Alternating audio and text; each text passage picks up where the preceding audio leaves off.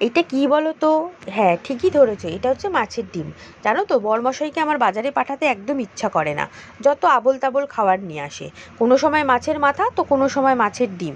মাছের ডিম কিন্তু আমার খেতে অতটাও ভালো লাগে না, যার জন্য কি করেছিলাম সেদিন শুধু বড়াই বানিয়েছিলাম আর ঝোল বানাইনি। মাছের ডিমগুলোকে নিয়ে তার মধ্যে কিন্তু একটু পেঁয়াজ আর লঙ্কা কুচিয়ে, আদা রসুন বাটা দিয়ে, তাতে কিন্তু একটু নুন হলুদ আর লঙ্কার গুঁড়ো দিয়ে, আর সাথে একটু বেসন দিয়ে ভালো করে মেখে নিয়েছিলাম। তোমরা মাছের ডিমের বড়া খাও না তরকারি খাও, আমাকে কিন্তু অবশ্যই কমেন্টে জানিও। আর মাছের ডিম কীভাবে খাওয়া যায় সেটাও কিন্তু অবশ্যই জানিও।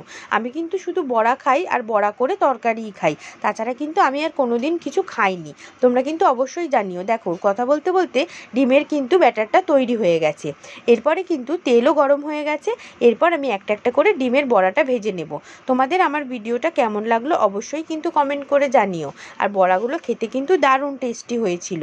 যদিও বড়াতে একটু চিনি দিতাম, কিন্তু চিনিটা ঘরে না থাকায় আমি আর দিতে পারিনি। তো দেখো, আমার এদিকে বড়াগুলো ভাজা হয়ে যাচ্ছে।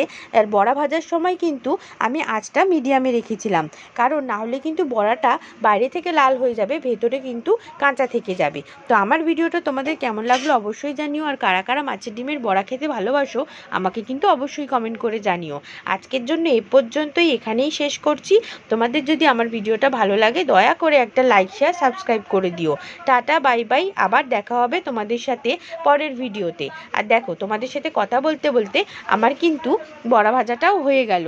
আর আমার ভিডিওগুলো তোমাদের কেমন লাগছে আমি কিন্তু কিছুই বুঝতে পারছি না, কারণ তোমরা কেউ কমেন্টই করছো না।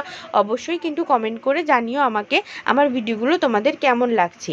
চলো, বড়া ভাজা রেডি হয়ে গেছে। আজকের জন্য এ পর্যন্তই, তাহলে বিদায় নিলাম। Tata, bye bye. দেখা হচ্ছে পরের ভিডিও।